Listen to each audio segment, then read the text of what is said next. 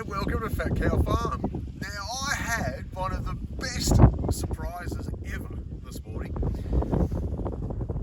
What I have in my hot little hand here is a little rhizome. And so what was happening is that we were digging into our compost, and it would have been a couple of years ago.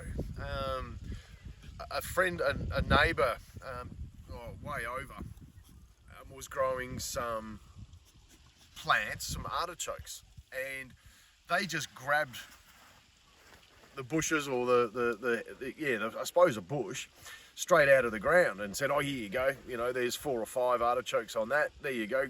Knock yourself out." And they were like the most amazing artichokes in the world. And I didn't think much more of it. And then obviously what we've done is we've then thrown the leftovers into our compost bin. So while I was cleaning up our compost this morning, check this out. I have got a bucket full, and there would be close to about maybe 70 here, rhizomes. And to be honest, when I was digging them up, I went, what are they? I had no idea what they were. So I had to do a bit of homework and find out what's going on. And they are actually the Jerusalem artichokes. Now, long story short, we thought, oh yeah, you know, we planted some in the veggie garden, or in the hoop, in the orchard down yonder, just on the outside of the high tunnel hoop house, so we can get some rain and all that sort of stuff and moisture. But I found an article, what they were saying is that the leaves and things like that are fantastic fodder for cattle, but also they act like a radish almost, like a tillage radish. And what they do is these rhizomes expand and then die off, and then with the rhizome itself dying off, they leave nutrients and things like that, and they open up the soils. But they also love an acidic soil, and this is what we have. So because we're very much of a high clay content here, and this is what we're trying to rectify. So we had a bit of a discussion about it, and what we're going to do is try a little experiment. And in our keyline cuts, this is probably one of the easiest ones for us to manage here. We're only going to do one just to see if it all works. If we can get these rhizomes, because a lot of them have already started to root and shoot, like so, and what we're going to do is plant these along a key line, just so that we can manage it, and to see if it actually does work, and then the cattle can come through, goats, sheep, whatever it may be, and they might not, you know, they might take a little nip off the leaves. No. Oh, we got stop, everyone, back up. No, Johnny, get out. All right, well that was a bit of a disaster. Oh my God, I nearly lost all my rhizomes. Couldn't believe it. Murphy's luck. Anyway, getting back to it. These guys are full of nitrogen, and so what happens is that the same as the tillage radishes, over the warmer periods, when they've got foliage starting to grow, the plants, or the artichokes, take all the energy from these rhizomes. The rhizomes then die off, and then all those nutrients then go back into the soils. So it's a full loop circle, and that's what I really like about it. And I don't really expect us to achieve any artichokes in the paddocks. Like, it's not going to happen.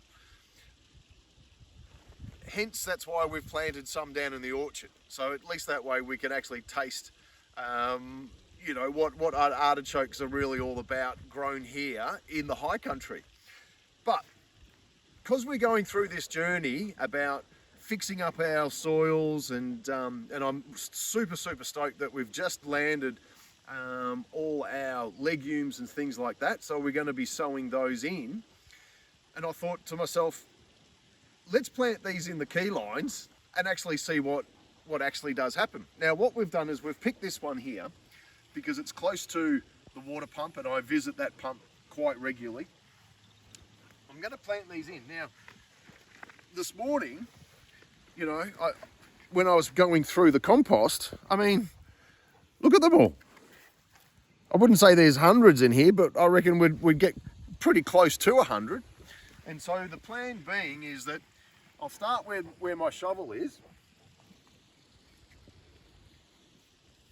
And I'm going to, I don't know, maybe every half a metre or something like that, plant one in. And we'll just follow this key line. Now if this half works, I mean I'd never heard of artichokes being used as a nitrogen fixer. Like it has never come up, ever. And after doing a little bit of research about it, I've got a bucket full there, and these guys, I suppose, are like potatoes where, you know, because we must have only started with a fraction of one, and it's just grown and grown and grown and grown. We can dig them up, replant them, keep on going down the key line cuts, and as the shoots go through, the cows can come through, take a little bit of a nib, whatever it may be, and the whole circle or the whole regenerative sort of pattern is starting to feel here. And then this is something that really at the end of the day, it just cracks me up. Like, artichokes, mate. Just amazing. So I've got a truckload of planting to do here, and like I said, I think I'll just go every half a metre or something like that. And again, it's something that we can really watch and see what actually does happen, and really bring up these compacted soils, and then go from there. So let me get this started. I'll come and find you, and I'll see you soon. All right, so we're finished planting. 75 metres along this key line, going back to the pump station. So in round terms, around about 150 artichokes. Bang! Now what we found was that in the key lines, there's two high sides. So what we've done is that where the key line has collapsed, you know, in sections like this is where we've planted out. So what we're hoping is that as the artichoke starts rising and growing, the cows or the cattle and the sheep can't get their heads in there in between these key lines to pull the roots and all. So they're just going to be taking forage, and we've still got some green leaves around grass level. So that's the plan, and so hopefully that way it's all going to sort of come together. Now what they were saying is that you needed at least 6 to 8 hours of sunlight over the growing season. So we're coming into our summer period now. We'll achieve that. North is that way. So we're going to get heaps of sun and nutrients. So as a part of, this is our very last key line before the swale. So all the nutrients running through from the cows and the cattle and the sheep and everything else on the surface will be stuck into this key line, plus any nutrients coming through the subsoil. Now what I will do though is give it all a bit of a comfrey tea mix up. I'll start at one end and then just pour a comfrey tea through this key line.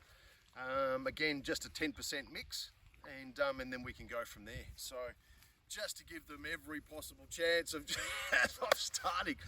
But it was funny because when we were planting out, we were talking about this, like when I woke up this morning, was there any inkling that I'd be planting 150 artichokes in a key line? Zero, absolutely zero. So I suppose this is where it comes down to, is that when you find those opportunities, just jump straight on them, and what could possibly happen, you know, what could possibly go wrong? We actually might even have some that flower in the paddock. I mean, I don't know. I doubt it. Our main objective is, after doing the research, is that we want them to sort of grow through and then start opening up these soils, and as they die off, nutrients. That's what we're aiming for. The ones that we're going to eat are further down in the orchard. So So there you go. So for all about finding your artichokes, finding out that they're actually good for something, apart from taste after 2 years when you actually get to open up the flower, like and subscribe, and I'll see you soon.